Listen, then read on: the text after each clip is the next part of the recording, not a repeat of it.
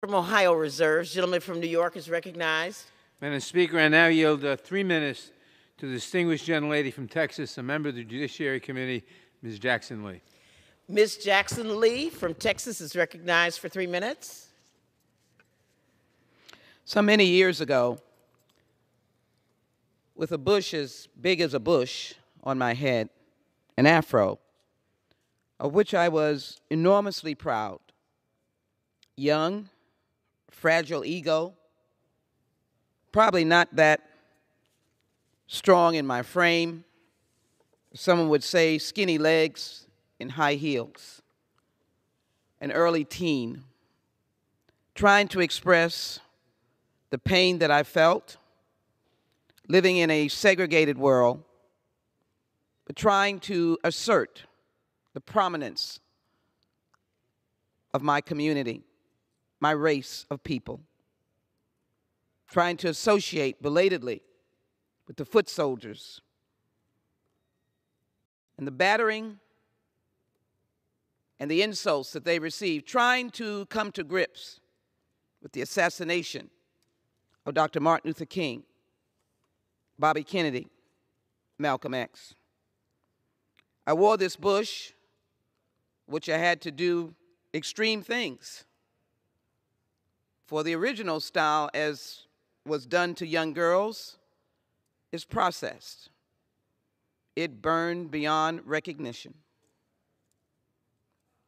And I went out with my grandmother, a woman of tradition, and fearful for me, she asked me to go back because she couldn't walk with me with an afro. The reason, of course, was her fear, what an afro signified, what it would do, how I would be harmed.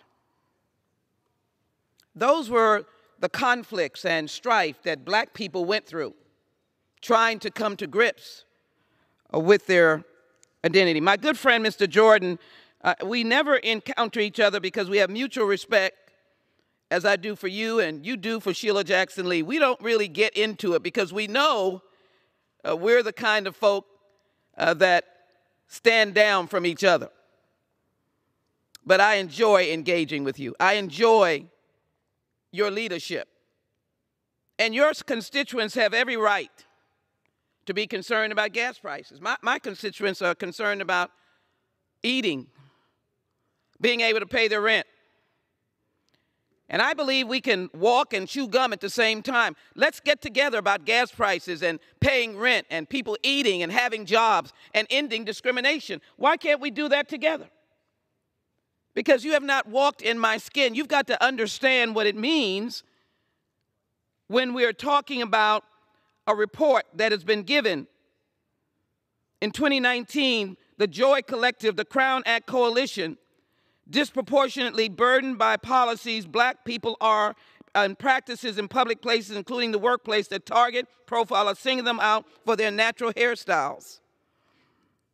The Crown study found that black women's hair is more policed in the workplace. His time has expired. Gentlelady, an additional 30 seconds. Gentlelady is recognized for thereby 30 seconds. Contributing to the climate of group control. Black women are more likely to receive formal grooming policies. And 80% of black women believe that they had to change their hair to be in the workplace. Just imagine the beauty of these hairstyles. Mr. Jordan, the beauty of these hairstyles. This is what we're talking about. People who are severely discriminated against, young boys, young girls. A little girl in a Catholic school could not wear her hair, had to go home.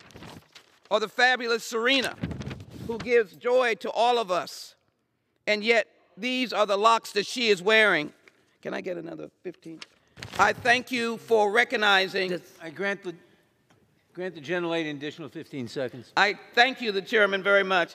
And this young boy, who like me, was felt diminished because someone thought it was wrong for me, an afro for him, his braided hair.